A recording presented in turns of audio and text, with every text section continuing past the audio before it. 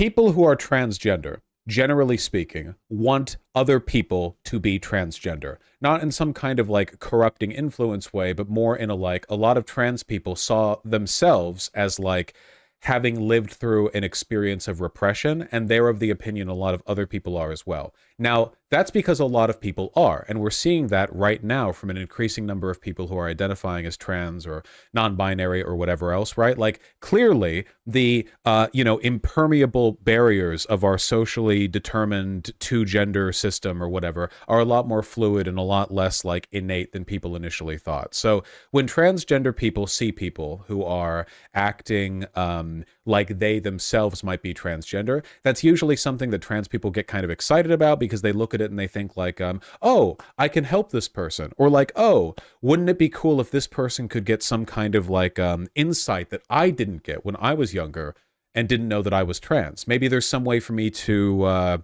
hasten the process of self-understanding or help or be supportive or something like that. The euphemism, or I guess the analogy or metaphor or whatever, the one that usually gets employed is like the egg, right? And then when the egg gets cracked, like you crack an egg, that's when a person realizes they're trans. So when a person gets called an egg, that's a trans person who doesn't know they're trans yet, not a trans person who's in the closet. That's not what an egg is. A trans person who's in the closet is just a closeted trans person. An egg is a person who doesn't know that they're trans. I think what Vaush means here is that trans people want other trans people to feel comfortable in themselves. Nope, I said what I said, because trans people are annoying and fucking insufferable when it comes to the egg discourse, and that's my point. Trans people want other people to be trans. And I know that because people in my community are constantly like making jokes about me being trans or this person being trans or anyone being trans. This person held their wrist at an odd angle. You're transgender. You're transgender. You're transgender. Now, a lot of this is just like harmless good fun. And by the way, everyone does this to some extent in some way or another. I've said like, oh, wow, how gay, because a person like, I don't know, like does this one time or what, like it's not that unusual to make jokes about how, like, secretly everyone is gay or trans, but you do it knowing that it's a joke. And to be fair, I think the vast majority of people who do that do know that they're joking, but I do also think that the egg discourse can be kind of a little bit weird sometimes. Like, I'm not trans, but I am bi. I was gonna say pan, but let's just say bi now because we're talking in the context of like me 15 years ago. When I was in high school, I had very supportive friends. By supportive friends, I mean like they were just chill people.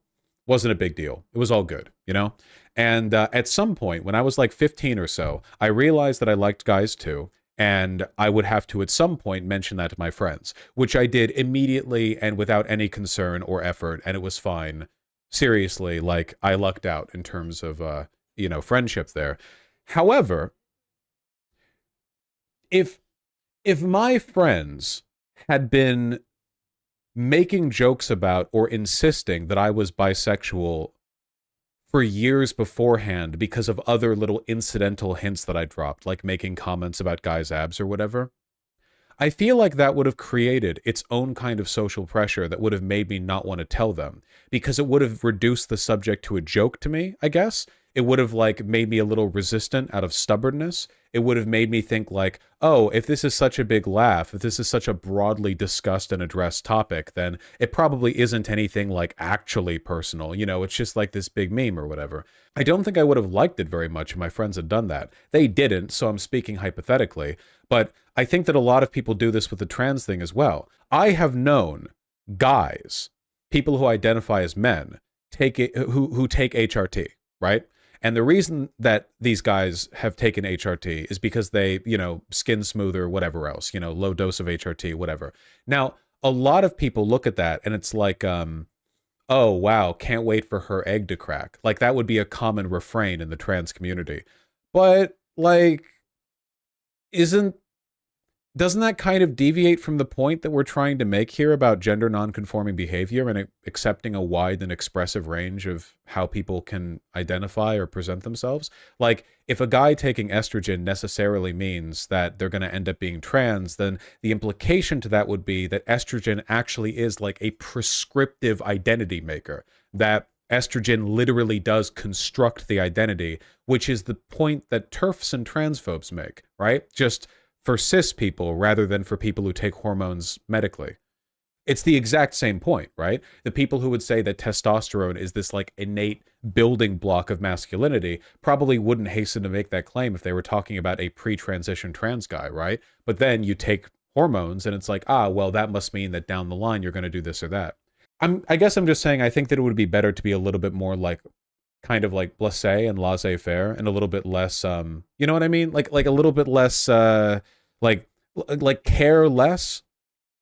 Of course, I would say that I'm a gender abolitionist. I think people should care less about gender in general. And people are going to make jokes. And again, I'm not going to stop making jokes about like so-and-so person is gay because X or whatever. Or like Steven Crowder keeps finding a suspicious number of excuses to cross-dress. Like you can make jokes like that, I guess. But I just think that past a point, the discourse gets really weird. Does everyone understand what I'm going on about? You all understand the point that I'm making, right? I wasn't listening, sorry. Okay, that's all right.